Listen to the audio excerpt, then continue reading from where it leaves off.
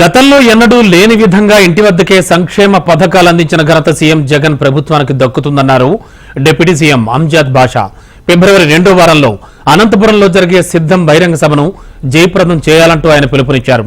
కడపలో నియోజకవర్గ విస్తృత స్థాయి సమావేశంలో డిప్యూటీ సీఎం నియోజకవర్గ స్థాయి కార్యకర్తల సమావేశాన్ని నిర్వహించారు. జగన్ మరోసారి సీఎంగా గెలిపించుకుందామని అంజద్ బాషా కార్యకర్తలకు పిలుపునిచ్చారు.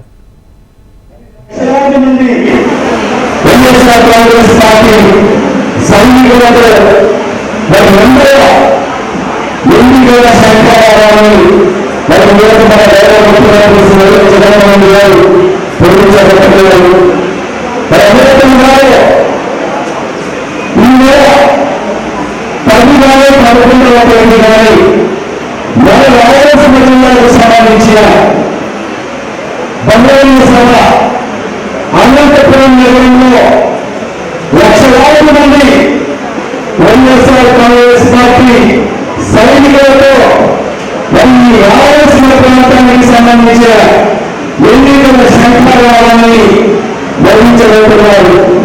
మరి దానికి సంబంధించిన మరి ఈరోజు ఆ సిద్ధం అనే సభకు ప్రత్యేకంగా మరి ఈరోజు మన కడప నియోజకవర్గానికి సంబంధించిన మరి వైఎస్ఆర్ కాంగ్రెస్ పార్టీ నాయకులతో మరి వైఎస్ఆర్ కాంగ్రెస్ పార్టీ కలిగిన సైనికులతో మరి ఈరోజు కార్యక్రమాలు మీటింగ్ ఏర్పాటు చేసుకోవడం జరిగింది. మరి లక్షలాది